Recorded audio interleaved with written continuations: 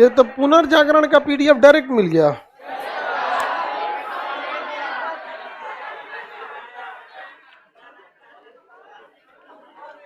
नेहरू काल का पीडीएफ नहीं है?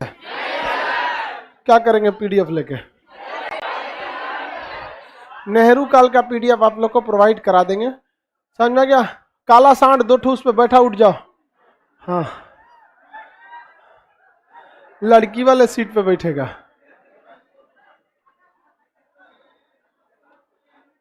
आगे बढ़े।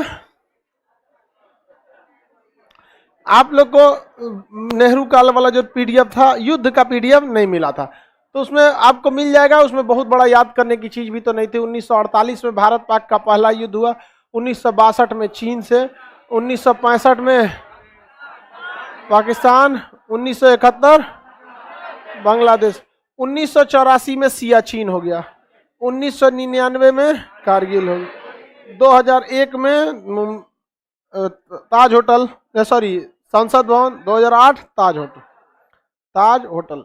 याद रहेगा नहीं सब? ये सब तो आप लोग को पहले से याद है, आप लोग तो विद्वान हैं। पीछे जाइए बबने, देखिए इसमें 48 में लड़ाई हुई, 65 71 तक लड़ाई बता दिए थे। 1984 में सियाचिन ग्लेशियर था। सियाचिन ग्लेशियर ये भारत पाकिस्तान के सीमा पर है और दुनिया का सबसे ऊंचा युद्ध का मैदान है। यहाँ इतना ठंड पड़ता है कि जिंदगी बहुत ही मुश्किल है सियाचिन ग्लेशियर पर। लेकिन पाकिस्तानी जो थे सब, वो सियाचिन ग्लेशियर पर क्या करना चाहते थे? कब्जा। तो शिमला समझौता जो हुआ था हम लोग में, कब हुआ था? 1962 में। शिमला समझौता कब हुआ था? 71 की लड़ाई के बाद शिमला समझौता 1900 कब हुआ? 72 में। इसमें सीज फायर घोषित कर दिया गया कि एक दूसरे पे कभी गोली नहीं चलाना है, एक दूसरे की सीमा में प्रवेश नहीं करना है। ये सारी चीजें जो थी 1972 की किस समझौता में थी? शिमला समझौता 1972 में। इसमें कई सारे समझौते भी किए गए थे हम लोग के में कि ठंड के दिन में जहाँ ठंड पड़ता है वहां पे हम एक दूसरे की बॉर्डर को क्या कर देंगे? खाली कर देंगे, वरना सियाचिन और कारगिल जैसे एरिया पे ठंड के वजह से लोग मर जाते हैं। लेकिन ये जो एरिया था यहाँ पर सियाचिन ग्लेशियर, इतना ज्यादा यहाँ ठंड पड़ता था कि यहाँ कोई जाना ही बहुत मुश्किल था। यहाँ पर ठंड के दिन में तो यहाँ टेम्परेचर -60 -56 डिग्री सेल्सियस हो जाता है, तो यहाँ कोई सरवाइव नहीं कर पाता है। तो 1984 में पाकिस्तान ने क्या किया? यूरोप के कुछ टूरिस्ट आए थे पहाड़ पर चढ़ने के लिए। तो उन जब भी आप किसी देश में जैसे मान के चलिए किसी को माउंट एवरेस्ट पे जाना है, ऐसे नहीं कुदारी बकली लिए चल दिए, चल जो रे माउंट एवरेस्ट, ढकेल देगा ऊपर से चल जाएंगे नीचे। उसको परमिशन लेना पड़ता है और लगभग 15 से 20 लाख रुपया उसका फीस लगता है, क्योंकि उसके पास वही टूरिस्ट प्लेस है और कहेगा कि इतना दीजिएगा तब हम चलेंगे। मतलब 20-25 लाख रुपया खर्च आ जाता है माउंट एवरेस्ट पे चढ़ने का। एक शेरपा को लेना पड़ता है जो आपको रास्ता दिखाएगा, ऑक्सीजन सिलेंडर, ट्रेनिंग वगैरह सब चीज का। तो वो लोग इंडिया में आए चढ़ने के लिए और उन्होंने कहा कि इससे पहले हम पाकिस्तान की भी कई पहाड़ियों पे गए। तो जो आर्मी वाले थे उन्होंने देखा कि पाकिस्तान का डॉक्यूमेंट, तो उसने सियाचिन पे चढ़ने का भी परमिशन दिया था। कौन?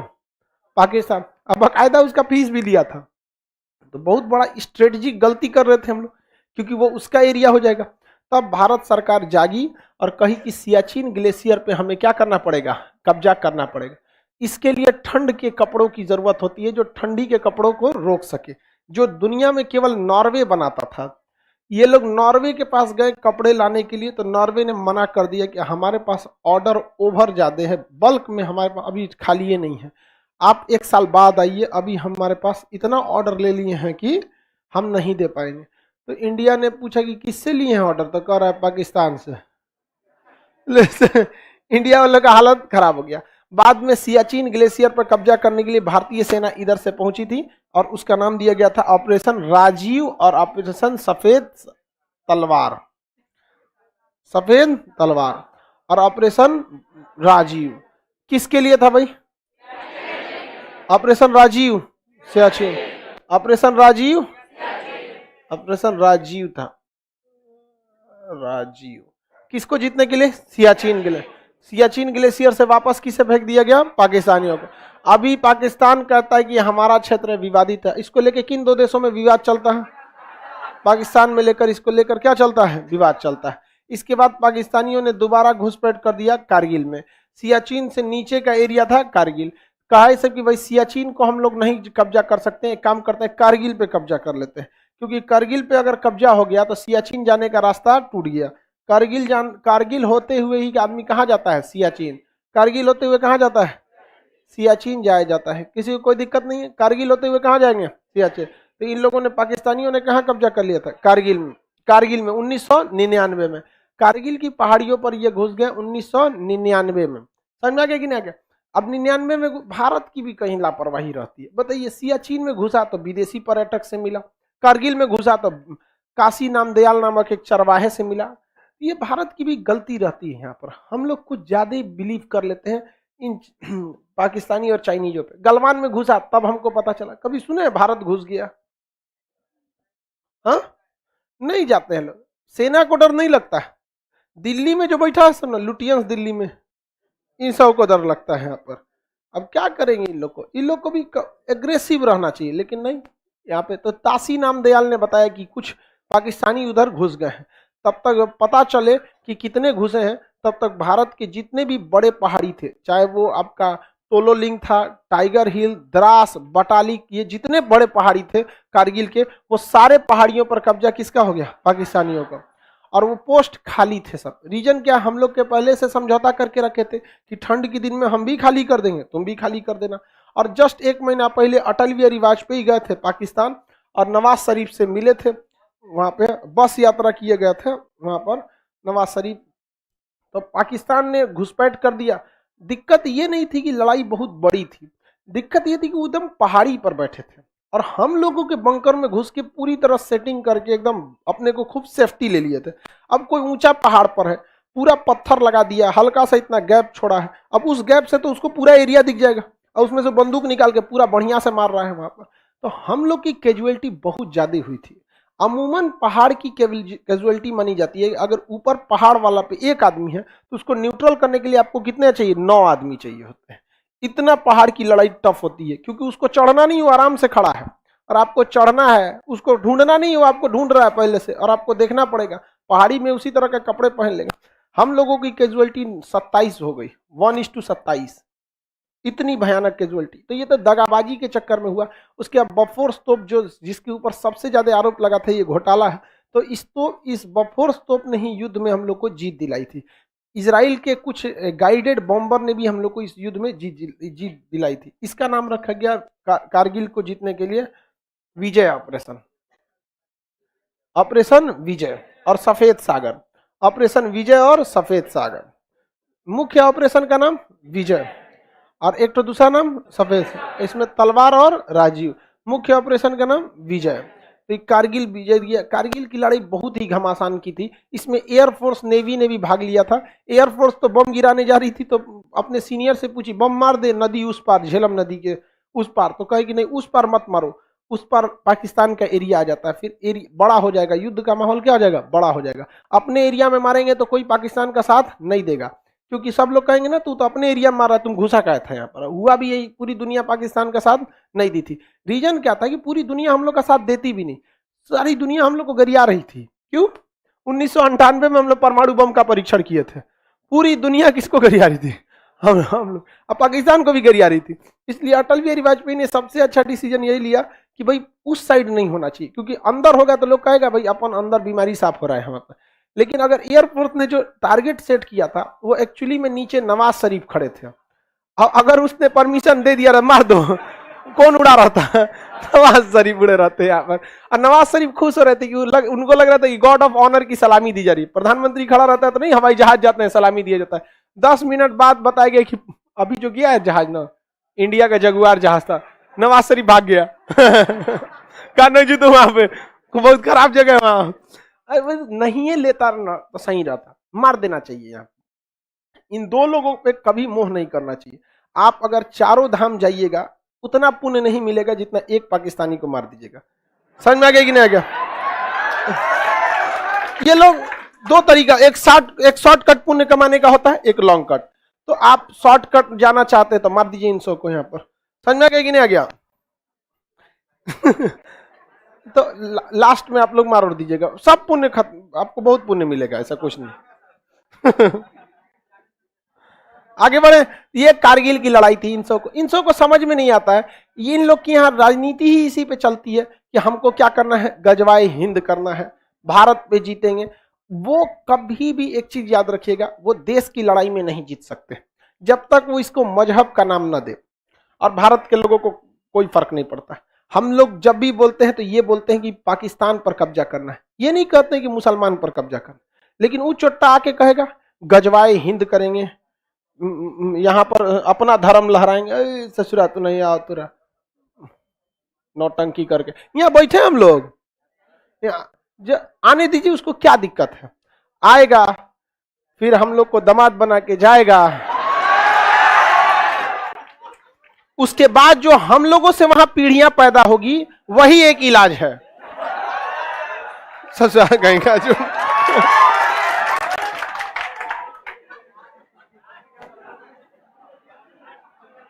अगर भगवान भी उठ के कहेगा ना बकस दो पाकिस्तान को, तो भगवानों से लड़ जाएंगे हम। वो कैंसर है, कैंसर नहीं सही हो सकता है। कैंसर और HIV का मिश्रण पाकिस्तान नहीं सुधर। रीजन क्या, आप उनकी हत्या भी कर दोगे तो नहीं सुधर सकते, क्योंकि आप किसी व्यक्ति को मार सकते हो, उसकी विचारधाराओं को नहीं मार सकते। वो जब पैदा होते हैं तभी उनमें विचारधाराएं गलत होती है। रीजन क्या है कि पैदा होने में उनमें कई लोगों का हाथ होता है, तो इस वजह से एक आदमी का मतलब विचारधारा ही नहीं रहता है, विचारधाराओं के मिश्रण होते हैं उस सब में। अलग अलग टाइप का DNA होता है। आगे बढ़ जाए। कारगिल की लड़ाई, ये कौन सा ऑपरेशन चलाया गया था? विजय ऑपरेशन को चलाया गया था। अब उसके बाद ये यहां भी क्या हो गए, हार गए यहां पर। उसके बाद एक चीज ध्यान से समझना आप लोग, अगर आपको कहीं में जाके लड़ाई करनी है, सपोज हमें चाइना में जाके लड़ाई करनी है, या ताइवान में कहीं पे भी, अमेरिका, वियतनाम, कहीं जाके लड़ाई करना है, तो हम ये पैंट शर्ट पहन के जाएंगे, मिलिट्री वाला कपड़ा पहनेंगे, बढ़िया जूता पहनेंगे, पहाड़ वहाड़ हिल जाए, मिलिट्री वाला कैमोफ्लाइज वाला ड्रेस पहनेंगे कि कहीं गिर भी जाए तो दूर से लगेगी आदमी गिरा है, कि कूड़ा करकट है, अजीब टाइप का ड्रेस होता है, ऐसा ही ना पहनेंगे। लड़ाई में वही आसान होता है। लेकिन कभी भी आप देखिएगा पाकिस्तानी जब आएंगे तो कुर्ता पैजामा पहनेंगे और ना टोपी लगाएंगे। आप रीजन समझो, वो लड़ाई करने नहीं आया है, वो मजहब दिखाने आया है। क्या दिखाने आया है? मजहब दिखाना। ये गड़बड़ बात रहता है। उन लोग को समझ, ये लोगों को समझाने, ये कहीं ना कहीं हमारी मिलिट्री और हमारी देश में जो मीडिया इस चीज को समझाने में भी असफल रही है। समझो, यहां पर अगर इस चीज को हल्ला कर देंगे ना तो अगले दिन वो कुर्ता पहन के नहीं आएगा। समझ में आएगा कि नहीं आ गया? अब कुर्ता पहन के नहीं आएगा ना तो पैंट शर्ट वाला कश्मीर में ऐसे ही पकड़ा जाएगा। तो वो उन लोग की चाल अलग होती है। वो हमेशा से किसकी तैयारी, मजहब की लड़ाई देना चाहते हैं, क्योंकि बहुत खराब नशा होता है। मजहब का नशा जो होता है बहुत खराब नशा। ये शराब 24 घंटा में उतर जाता है, ये कभी नहीं उतरता है। इन लोग का कोई उपाय नहीं है। हम हिंदुस्तान में खुश हैं लोग, इंडिया ने क्रिकेट हार गई, बहुत बुरी तरह हारी। ये हम लोग की गलती थी, ओवर कॉन्फिडेंस था। पाकिस्तान बहुत उसके हिसाब से बहुत एक तरफा जीत गया, अच्छा तैयार किया था। वहां पर खेल है, हार जीत लगे रहता है। हम लोग भी कभी जीत जाते हैं।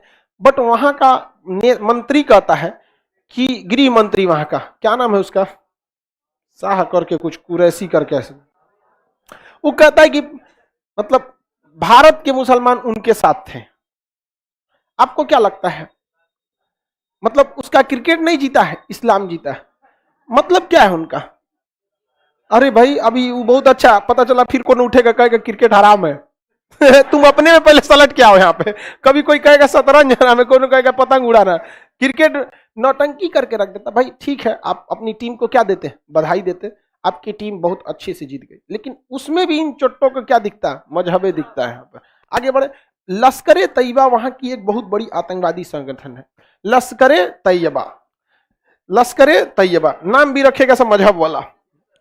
समझ में कि नहीं, कि अपने गलती करे और गाली पूरा मजहब के लोग सुने। समझ रहे हैं इसको?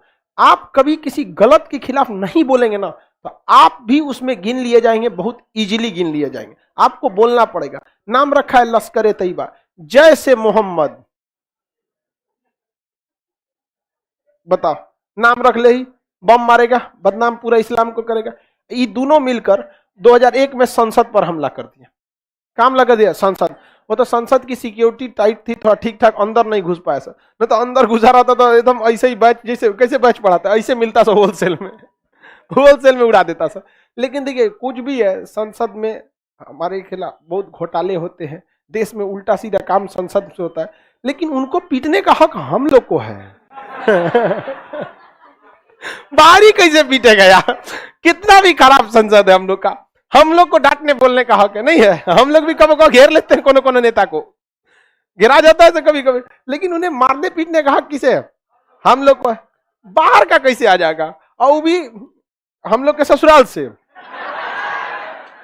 ऐसा नहीं ना हो गया, कोई दिक्कत है किसी को?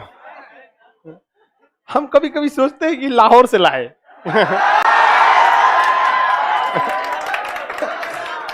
लेकिन दिक्कत होगा, उस पैदा होते बम मारने लगेगा। क्या आप लोग का विचार है, सहमत है?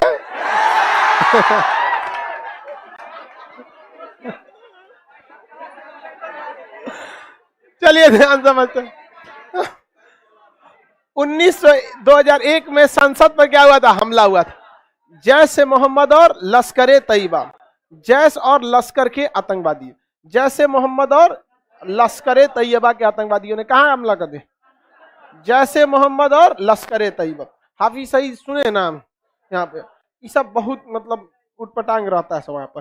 पाकिस्तान को समझ में नहीं आता है, आतंकवादियों को अगर आप कार्रवाई नहीं करेंगे ना, तो फाइनेंशियल एक्शन टास्क फोर्स जो है आपको ग्रे लिस्ट से ब्लैक लिस्ट में डाल देगी और आपकी इकोनॉमी चौपट होगी। पाकिस्तान को इसी में डाल दिया गया, उसकी इकोनॉमी चौपट हो गई है। तुर्की कूद रहे थे, तैयब एर्दोगान अपने आप को बहुत बड़का खलीफा समझ रहे थे, चल गए अंदर, तुर्किश लीरा गिर गया यहाँ पर। तो पाकिस्तान के साथ सबसे बड़ी समस्या ये है कि वो अभी भी कोई भी चीज, देखिए जब भी आप धार्मिक व्यक्ति के पीछे जाइएगा तो याद रखिएगा ना, धार्मिक व्यक्ति में एक चीज आप देखिएगा, ये चीज बहुत, ये पिछले 20 सालों से हम आपको बता रहे हैं, जब से ये लिबरलाइजेशन, ग्लोबलाइजेशन, प्राइवेटाइजेशन हुआ है, यानी जब से आईटी सेक्टर आया है, धार्मिक सेक्टर में एजुकेशन लेने वही जा रहा है जो इधर सक्सेस नहीं हो पा रहा है। आप में से कितने लोग हैं जो अपने बच्चे को धर्म गुरु बनाओगे? चाहे किसी भी हो, सिख हो, ईसाई हो, मुस्लिम हो, हिंदू, कितने लोग बनाओगे आप? लड़की लोग में देखो एक है पीछे हो ना, वो भी नहीं है, वो एक नहीं होता है पाकिस्तानी दिमाग का कि कोई बात बोल रहा है तो मैं खखोरना जरूरी है। कोई आप में बनाएगा? नहीं बनाएगा। लेकिन कोई नहीं बनाता, कोई धार्मिक आदमी नहीं बना। तुम तो पशु है, तुम क्या करेगा? तो देखिएगा, धर्म गुरु अभी के वक्त में एक अजय ट्रेंड चल गया ना कि जो सक्सेस है, ठीक ठाक है, डॉक्टर, इंजीनियर, कुछ कुछ बन जाता है। जो एकदम रिजेक्टेड है ना, वो उधर चल जा रहा है।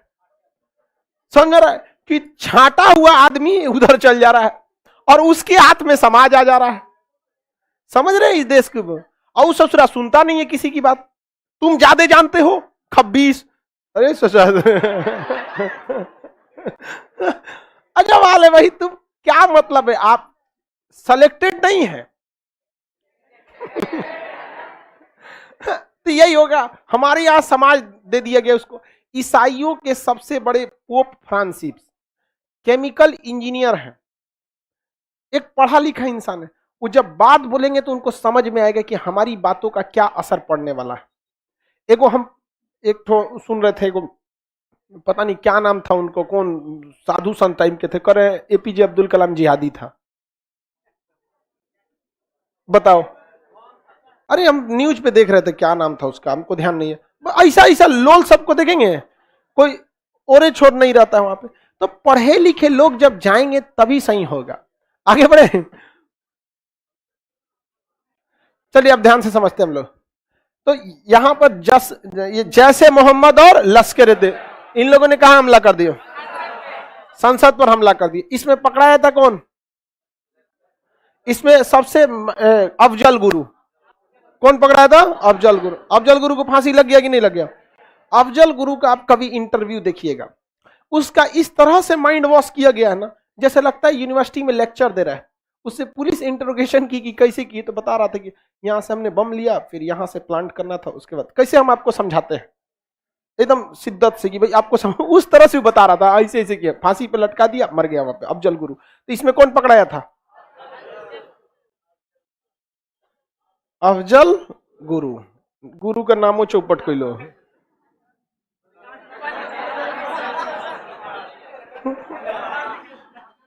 हो गया, मर गया बच्चे। जाओ यहाँ पे फांसी लगा दिया गया इसको, खत्म कहानी। 2008 में 26 नवंबर 2008 कहां पे हुआ हमला? ताज होटल। कहां हुआ? ताज होटल। पाकिस्तान से आए सब, ये सब मछुआरे सब एक छोटी सी जहाज पे बैठ के भारत के एक छोटे मछुआरे जहाज कबीर को पकड़ लिया, उस पर ये लोग लद के चलाए और मुंबई उतर गए। यहाँ अलग अलग 4 ऑटो में बैठे वो लोग, चारों ऑटो में बैठने के टाइम बम रख दिए, ताकि 4 ऑटो जहां गया धाए से बम फटा तो मुंबई पुलिस कंफ्यूज हो गई कि 4 जगह और भी बम फटा है, जबकि वहां बम बस एक जगह था।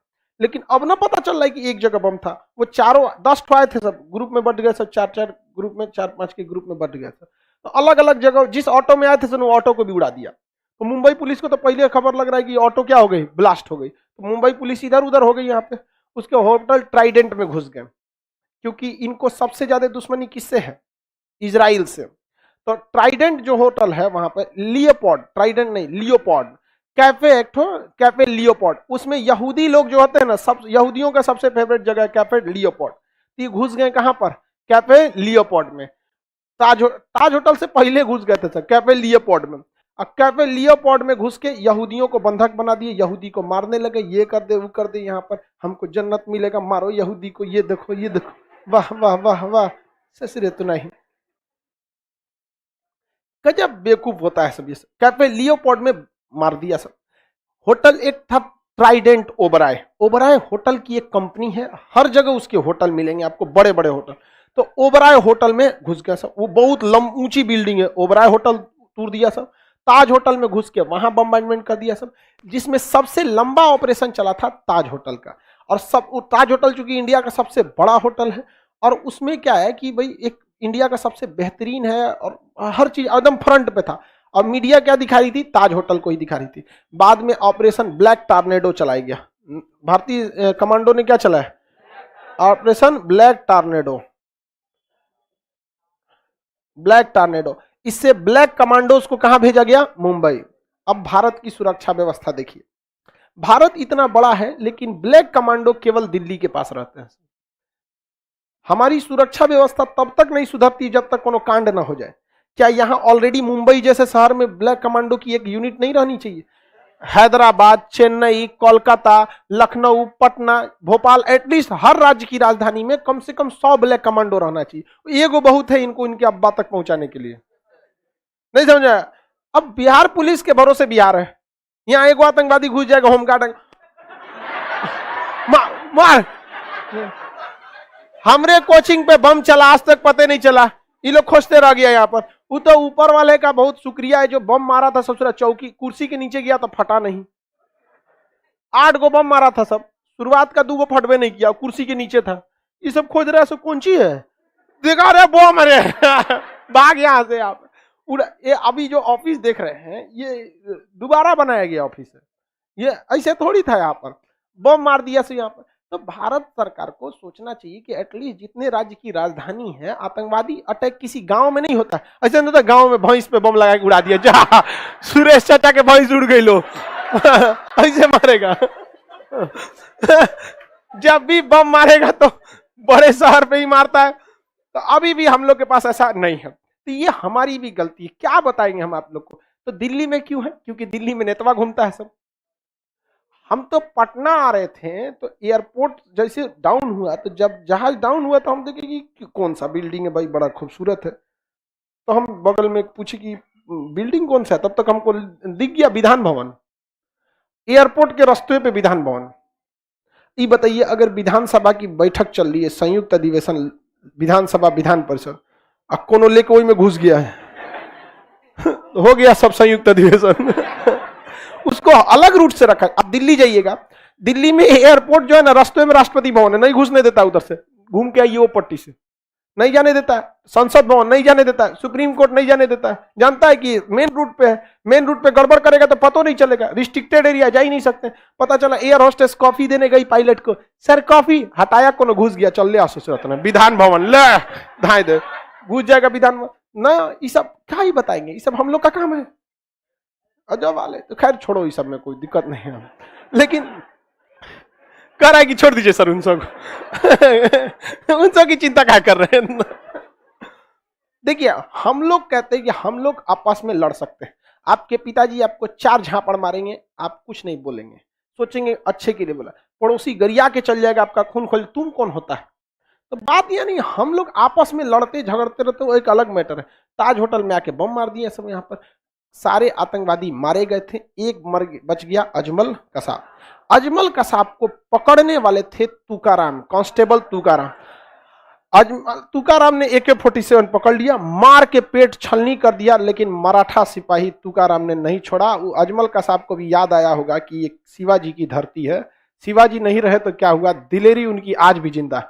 AK-47 से मारते रह गया और छलनी कर दिया वहां पे, मार के तुकाराम को पूरा का पूरा पेट, AK-47 का दोनों मैगजीन खाली कर दिया पेट में ही।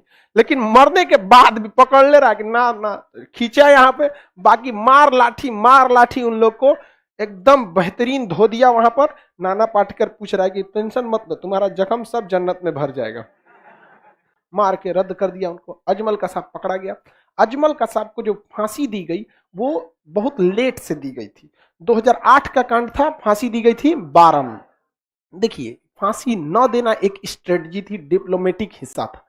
अगर वो अभी भी जिंदा रहता ना, अभी भी जिंदा, पाकिस्तान के लिए हम लोग सरदर्द बना देते। विदेश दौरा में उसको लेके जाते मोदी जी, देखिए ये चट्टा को, यही है ना, देखिए यह अरे मोदी जी से पहले था ना, तो मोदी जी तो विदेश लेके घूमते हैं यहाँ पे, यही कुत्ता मार यहाँ पे, लात मार यहाँ पे। लेकिन फांसी, देखिए हम जनता के सेंटिमेंट्स को भी देख के चलना होता है, वरना जनता को डिप्लोमेटिक से इतना मतलब नहीं होता है। जनता का कहना है पकड़ो तो कोर्ट का लेगा, हुआ क्यों नहीं मारा।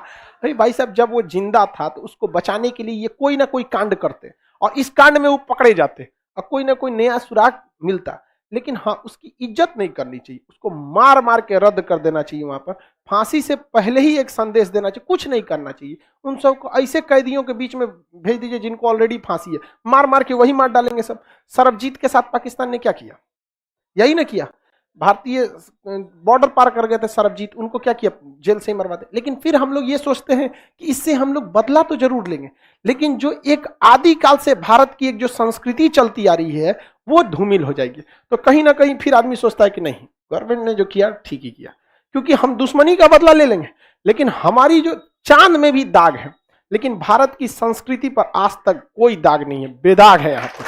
तो होता है बहुत, इस सबको कुर्बानी देनी पड़ती है संस्कृति कभी भी। इसलिए हम आप लोग से भी कहते हैं, बहुत मेहनत से बिहारियों ने अपना गौरव कमाया था, मगध तक साम्राज्य था। लेकिन आज आप लोग उन्हीं बिहारियों के जो आपके पूर्वज थे, जो मेहनत करके गए थे, आज आप उसका समझिए उसको उपभोग कर रहे हैं, आप योगदान नहीं कर रहे हैं। वरना निकट ऐसे पिछले 10-20 सालों में देखेंगे तो बहुत बड़ा योगदान नहीं मिलेगा। अभी किसी से कहेंगे सर UPSC टॉप कर दिया, ठीक है, बट ये देखिए परसेंटेज कितना घटा, आप उसके भरोसे क्या कर सकते हैं। आज बिहार कितना है, बहुत छवि खराब होती जा रही है, बेरोजगारी में आ रहा है, करप्शन में आ रहा है, परीक्षा में देखिए टॉप करा रहा है सब हाँ, थोड़ा ऐसा नहीं है कि बहुत खराब है, लेकिन हाँ फिर भी हम लोग को आगे योगदान में आगे रहना चाहिए। तो ब्लैक टॉर्नेडो किससे संबंधित, ताज होटल मुंबई हमले में था। ब्लू स्टार स्वर्ण मंदिर, ऑपरेशन ब्लू स्टार स्वर्ण, याद रखिए ये सब पूछेगा। Operation blue star, black tornado Taj hotel 2008। उसके बाद आतंकवादी हमले भी हुए, पठानकोट, गुरदासपुर, ये पुलवामा, ये सब जो हमले हुए, ये मतलब उस टाइप के खराब हमले थे, बट ऐसा नहीं था कि पूरे देश को बंद कर दिया था। अभी निकट भविष्य में सबसे खतरनाक मतलब अभी के यही था, पूरा देश को 3 दिन तक रोक लिया था। पहली बात, ब्लैक कमांडो पहुंचा सब 36 घंटा बाद। ये गलती है कि नहीं? अगर वहीं रहता सब तो तुरंत आ गया रहता। आने के बाद क्या हुआ, जो टाइम लगा आने में टाइम लगा, उसके बाद क्या टाइम लगा। मीडिया वाले कुछ गरिया देखा, नहीं नहीं गरियाएंगे, मतलब गरियाने का मन करता है हमको। नहीं छोड़ो, हम गरिया दिए, मने मन गरिया दिए, छोड़ो। मन मन गरिया दिए हम। पता है मेजर कृष्ण उनियन बेहतरीन कमांडो थे, एकदम नौजवान। जब वो ताज होटल में उतरे ना तो मीडिया वाला दिखा, ये देखिए भारतीय जवान उतर गया ताज होटल में, टीवी पे देख लिया। ये सोच रहा ये कौन आ गया, मलकुल मौत। यमराज को उर्दू में बोलते हैं। अब अजमल कसाब को यमराज कौन जी समझ में आएगा, हिंदी तो समझ में नहीं आएगा वहां पे, तो यमराज, यमदूत बोलिए, एजेंट ऑफ मलकुल मौत, यमराज का दूत। कहा ये आ गया यहाँ पे, और उसने सीढ़ी पे पहले बैठ गए सब, लाइट बुझा के सीढ़ी पे बैठ गए सब वहां पर। और जब सीढ़ी पे बैठे सब तो दिख नहीं रहा था, और इन लोग को सख्त आदेश था जब तक दिखे नहीं तब तक गोली मत मारिएगा, वरना सावधान हो जाएंगे सबकी। गोली कौन चला रहा है, ताज होटल में गोली चला रहा है, मतलब सिक्योरिटी घुस चुकी है अंदर यहाँ पर। और इसमें फायर ब्रिगेड वालों ने बहुत मेहनत किया था। फायर ब्रिगेड वाले अपने सीढ़ी लगा के लोगों को बाहर निकाले थे सब, बहुत लोगों को। इसमें एक स्नाइपर बहुत तगड़ा काम किया था। स्नाइपर जो थे 2 किलोमीटर दूर से, आगे एयर इंडिया का ऑफिस था, और वहां से 2 किलोमीटर दूर से बैठ के और निशाना लगाया हुआ था एकदम कि आओ ससुरे झांक तुम यहाँ पर। तले को खिड़की से झांक रहा है, यहाँ पे कौन है, मधाए ले गए कम से आओ यहाँ पे, करे कौन मारा, कौन मारा तुमरे अब्बा, कौन मारा तुमरे। पहला सबसे पहले एनएसजी कमांडो उतरते कहीं कि कौन जगह है जहां से दिखता है, हर एक खिड़कियों पे स्नाइपर्स का निशाना था, हर एक खिड़की पे। डायरेक्ट खिड़की पे नहीं झांक रहा था सब, तो उनको पता ही नहीं चल रहा था बाहर क्या हो रहा है, बाहर क्या नहीं पता चल रहा था। और जहां खिड़की देख जा खत्म कहानी हो जाएगा यहाँ पे, तो नहीं तो एक के रास्ता थे हमारे 20 कन्याएं लोग। नमस्कार, ये देखिए आपको अभी दिखा रहे हैं सबसे पहले न्यूज में, सब दिखा दिया सब वहां पे। मेजर कृष्ण उनियन को सीढ़ी पे गोली लगी थी, जब उतरे थे ना सीढ़ी पे पूरा लाइट बुझा के अंधेरा किए हुए थे सब। और कितना पास से, महज 2 मीटर की दूरी पे गोली मारा था इन आतंकवादियों ने। वो आराम से उतर रहे थे, मेजर होने के बावजूद भी अपने सारे सिपाहियों को कहते कि तुम पीछे रहो, मैं तुम्हारे सेना का कमांडर हूं। क्योंकि सेना में यही सिखाया जाता है, the safety of your nation come first and the safety of your person, मतलब जिन्हें आप कमांड कर रहे हैं, second, and the safety welfare and honour of your self come always and always last. आपकी अपनी सेफ्टी हमेशा लास्ट में आनी चाहिए वहां पे।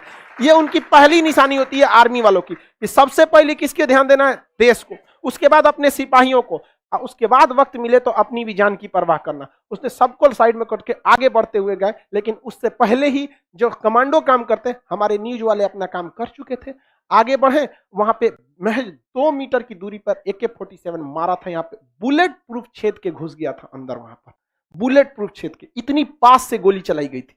बुलेट प्रूफ काफी मजबूत होता है, बट हर चीज का एक रेंज होता है, इतना पास से गोली चला देंगे तो क्या होगा।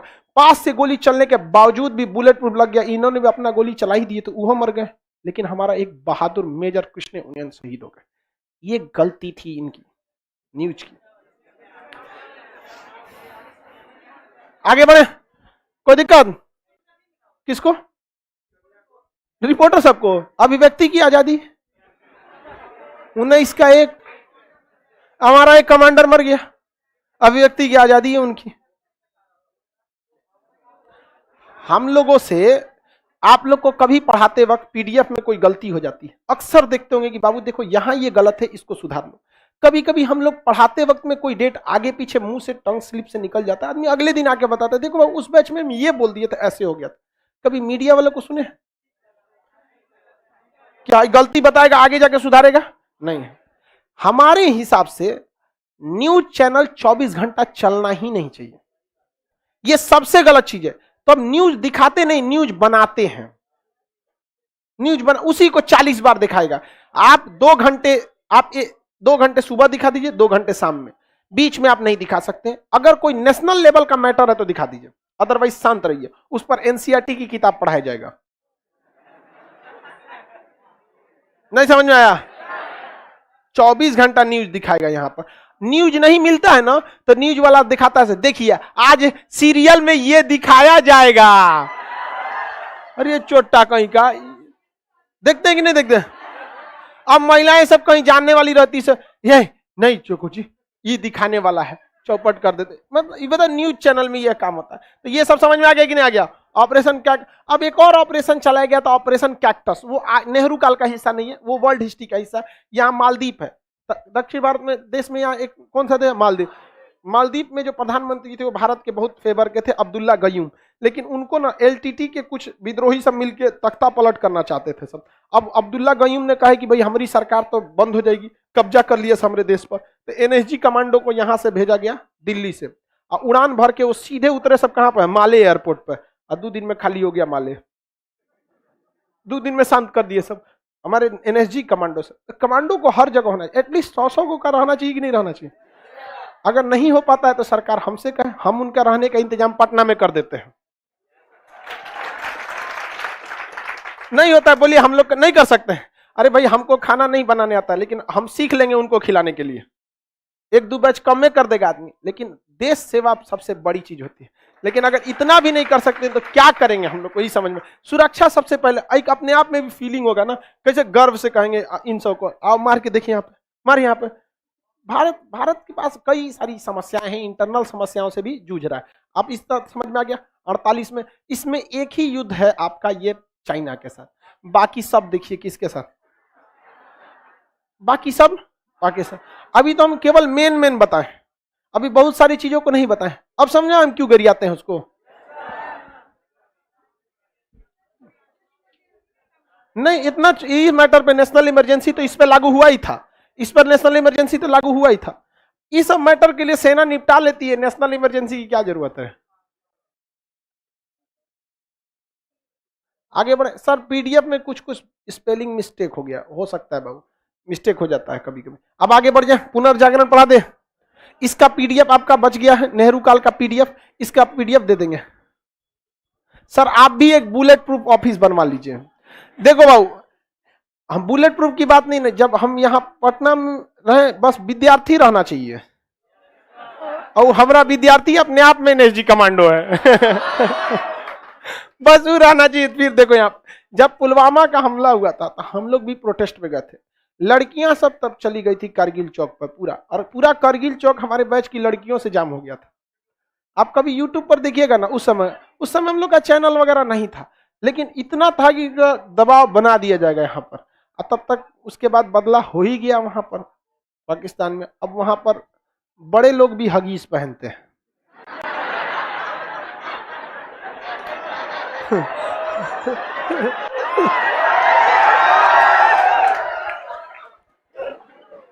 क्योंकि भारत वाले कभी भी एयर स्ट्राइक कर देता है सो, तो भैया देश बचे ना बचे, इज्जत बचे से जो है।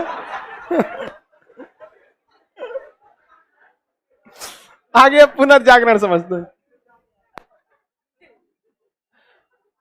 जो भरा नहीं है भावों से बहती जिसमें रसधार नहीं, वह हृदय नहीं है पत्थर है जिसमें स्वदेश का प्यार नहीं।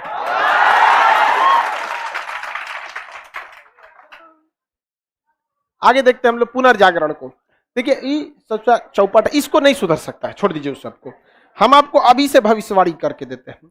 ये पाकिस्तान है यहाँ पे ना, 2030 तक इतना बुरा फाइनेंशियल क्राइसिस में जाएगा कि आने वाले 1 से 2030 तक इतना फाइनेंशियल क्राइसिस में जाएगा कि यहाँ की जनता किसको कर देगी शासन संभालने के लिए? सेना को। और वहां हमेशा सेना एक पॉलिटिकल पार्टी की तौर पे लीड करती है। जब सेना आएगी तो सेना को विकास से कोई मतलब नहीं, वो फिर किधर के लिए हमला करने को बोलेगा, उल्टा सीधा ये काम करेगा। जब जब वहां सेना का रूल रहा है तब तक यहाँ पे इस तरह से कांड हुआ है। इनका फाइनेंशियल प्रॉब्लम इतना ज्यादा हो जाएगा जिसका कोई हद नहीं, फिर इनको पास कर्जा देने वाला भी कोई नहीं रहेगा। भारतीय सेना को यहाँ नेवी लगा देना चाहिए, काम खत्म, यहाँ नेवी लगा दीजिए। और यहाँ मलक्का है ना, पतला रास्ता, चाइना इधर से आता है, 2 पनडुब्बी तो रास्ते रोक देगी, काम खत्म। अरे एगो पाता रास्ता छोड़ दीजिए जिसमें बाकी जहाज चल जाए, बाकी माइंस लगा दीजिए, खत्म कहानी। बाकी पत्रकार इसमें से निकलो और वहीं आदमी चेकिंग करते रहे। बिहार पुलिस को लगा दीजिए, ओकरों से पैसा लेगा, सिंगापुर का है तो का दिक्कत ले आया तू कोनो पुलिस, सिंगापुर के जापान में, बिहार पुलिस। आपको बता रहे ना, यमराज दिखते नहीं है, वरना अगर दिखाई देते ना तो बिहार में आते ना तो उन्हों से पैसा लेता सर, ना लेते तो लाश ले जाओगे, पर हमारा कमीशन कौन चीज, ये कौन चीज देते ना जी, तो चलिए इन्हें बंद कर दे इनको। हम लोग एकदम खतरनाक है लोग। अब पुनर्जागरण को समझते हैं। इंग्लिश में कहा जाता है रेनेसा। पुनर्जागरण को अंग्रेजी में क्या कहते हैं? रेनेसा। रेनेसा का मतलब होता है कोई पुरानी चीजों को छोड़कर। क्या कहता है सर? पीडीएफ, पीडीएफ मिल जाएगा बाबू नेहरू काल का। या तुम बहुत गधा खचरा लड़का है सर। कह रहे सर लाहौर में शादी वहां कीजिएगा, हम लोग का ध्यान रख के जहां साली ज्यादा हो सब।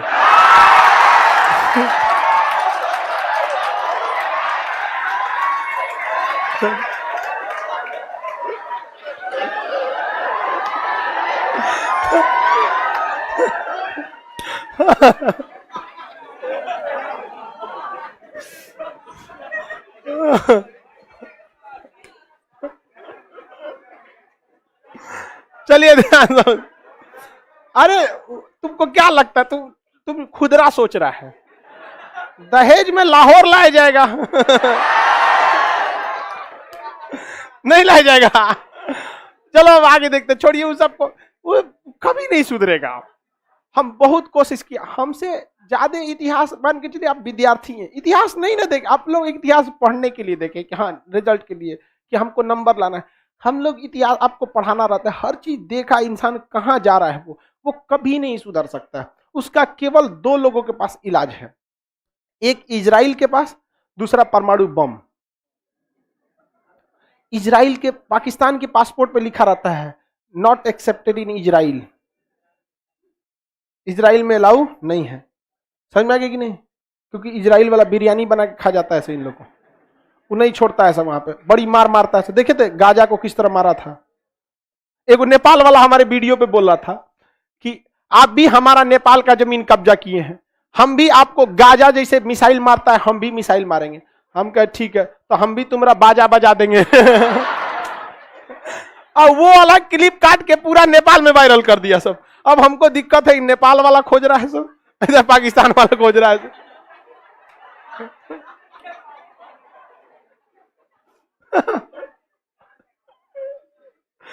चलो कोई बात नहीं, हमारा हिंदुस्तान ठीक है। भारत में मारे मतलब क्या समझो भाई, यहाँ पे उदारी वाला सीधा देख रहा है। अरे वो बड़े सीधा दिख भल ले रहा है नहीं, इस सब मैटर पे तो और नहीं। अब हम लोग को रेनेसा यानी पुनर्जागरण समझना। देखिए पुराने रूढ़िवादों को छोड़कर नए रीतियों को अपना लेना क्या कहलाता है? रेन पुनर्जागरण कई सालों की एक मेहनत का नतीजा होता है। पुनर्जागरण, पुनर्जागरण हर क्षेत्र में होता है, चाहे वो शिक्षा के क्षेत्र में हो, साहित्य के क्षेत्र में हो, भवन निर्माण के क्षेत्र में हो, या फिर चित्रकला के क्षेत्र में हो। हर चीज में आपको एक पुनर्जागरण होता है। हर जगह पे क्या होता है? पुनर्जागरण। पुनर्जागरण की शुरुआत इटली में हुई थी। कहां से हुई थी? इटली में। इटली के लोग रूढ़िवाद या पुरानी परंपरा को छोड़ दिए। देखिए वहीं के लोग पुरानी परंपराओं को छोड़ेंगे जो 8-10 परंपराओं को जानते होंगे। आप शहर के लोगों को देखिएगा, वो ऊंच नीच की फीलिंग्स उतना नहीं रखते हैं, उनके अंदर थोड़ा सा मतलब बहुत पुरानी परंपराओं को लेके नहीं ढोते हैं, क्योंकि उनके पास डेली विचारों का आदान प्रदान होते रहता है। कभी कोई बिहार से, पटना में ही आप रहिए या दिल्ली में रहिए, दिल्ली के लोग काफी ओपन माइंडेड है, कभी वहां नॉर्थ ईस्ट का आएगा, कभी गुजराती आएगा, कभी कश्मीरी, सब आएंगे वहां पर। तो उन लोग के अंदर ना पुरानी परंपराओं को छोड़कर, वहां देखिएगा वहां वोट जाति धर्म के आधार पर नहीं मिलता है। यहां तो आप नाम बताइएगा टाइटिल के साथ, तो संभावना है कि आदमी बता देगा किसको वोट डालेगा। टाइटिल रहना चाहिए। सुरेश किसको वोट डालेगा? हाँ अभी टाइटिल बताएंगे, बता देंगे आप लोग। हाँ लास्ट वाला बताइए। कह रहा है नहीं सर लास्ट वाला बस बताइए, सुरेश को छोड़िए, लास्ट वाला बताइए। नहीं समझ आ गया? तो वो होता है। तो दिल्ली के लोग में ऐसा नहीं है वहां। तो इसी रेनेसा मतलब पुनर्जागरण वही होता है जहां बहुत सारे जगह के लोग आए, विचार का आदान प्रदान हो, तो वहां पर एक पुनर्जागरण होता है। यूरोप जो था पूरे इटली के बीचों बीच में था, और यहाँ पूरे इटली यूरोप के बीचों बीच में है इटली। इटली में चारों ओर से लोग आते थे, इसलिए इनकी विचारधाराओं में बहुत सारा चेंजिंग देखने को मिला।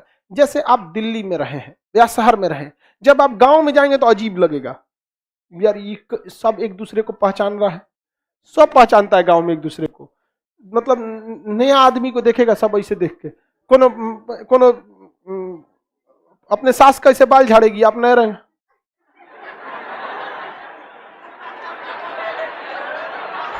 अरे भाई झाड़ ना तुम वहां पे, क्या मतलब है, सब एक दूसरे को ध्यान देगा। कोनो खाना खाएगा, दाल चावल सान रहा है छोड़ के, हाँ अरे तुम खाओ यार, तुमको कौन बोल रहा है देखने के लिए। हाँ? सब एक दूसरे को पहचानते रहता है सब। तो वहां पे अभी पुनर्जागरण उतना नहीं हुआ।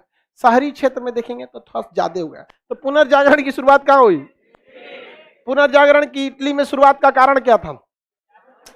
चारों ओर से बीच में था, अतः वहां पे विचारधाराएं क्या हुई? चारों ओर से विचारधाराएं आने लगी, जिस वजह से वहां पर क्या हो गया भाई, एक मतलब अलग अलग लोगों की विचारधाराएं आने लगी। अब आप देखिए, वो इंसान जो जो हर तरह के माहौल में रहा होगा, हिंदू मुस्लिम ऊंचा जात नीचे जात सब जात एक जैसे में रहा होगा, उससे आप मिलिएगा, वो हमेशा कभी धर्म की बात ये नहीं करेगा, समझा कि नहीं, कभी बात ये नहीं करेगा। लेकिन जिस गांव में एक के टाइप के लोग रहेंगे, उसको देखिएगा उसकी मेंटेलिटी भी अजीब टाइप की हो जाएगी, खाली अपने बात करेगा। यहाँ पे जिस टोला का रहेगा कहेगा हमारा टोला है, इज्जत, मतलब इस टाइप की विशेषताएं ज्यादा हो जाती हैं। तो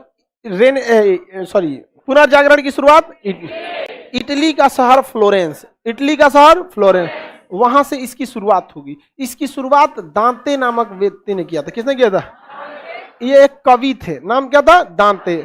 वो दांते काट लेने वाला नहीं, नाम था इनका दांते, मत सोचिए दांते काट लिया, इनका नाम क्या था? दांते। इन्होंने एक किताब लिखी थी डिवाइन कॉमेडी। क्या नाम था? Divine comedy.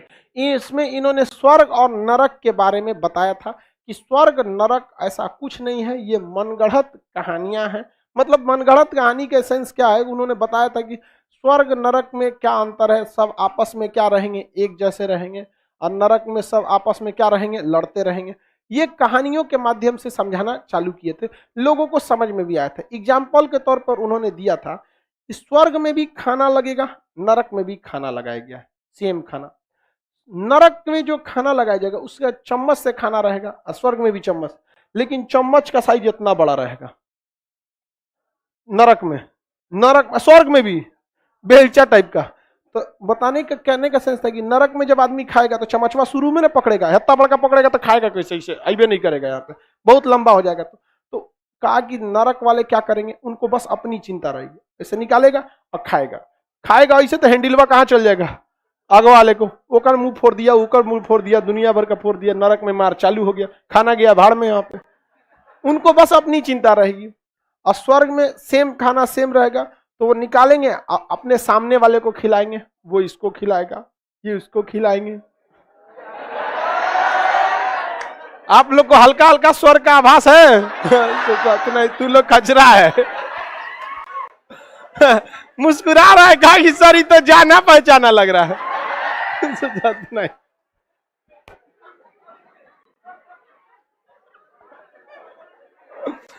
तुम लोग का पढ़ाई में इसीलिए मन नहीं लगता है। बताइए, डिवाइन कॉमेडी किसने लिखा है? दांते। किसने लिखा है? दांते। सब करा, सब तो स्वर्ग हम लोग देख चुके हैं।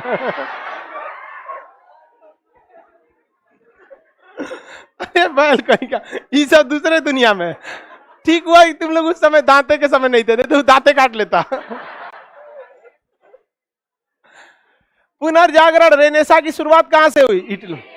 लेकिन बहुत जल्दी इटली का एरिया, ये कुस्तुनतुनिया था, इस पर ऑटोमन साम्राज्य का कब्जा हो गया और बैजेंटाइन साम्राज्य पीछे होने लगा, जिस वजह से इन लोग को भागने के लिए जमीन कम पड़ गया, जिस वजह से भागने के चक्कर में इधर उधर जमीन खोजने लगे सब, वास्को डिगामा वगैरह, इन सबको मारा था सब, सब बहुत खदेड़ खदेड़ के, तो ये सब बाहर खोजने की दुनिया में निकला सब। अब इसको आगे हम कल समझा देंगे आपको यूरोप में पुनर्जागरण को। चलिए, अच्छा सूचना, आज शाम में बैच नहीं है, शाम ज्योग्राफी का बैच आज नहीं है। कितने लोग ज्योग्राफी में हैं?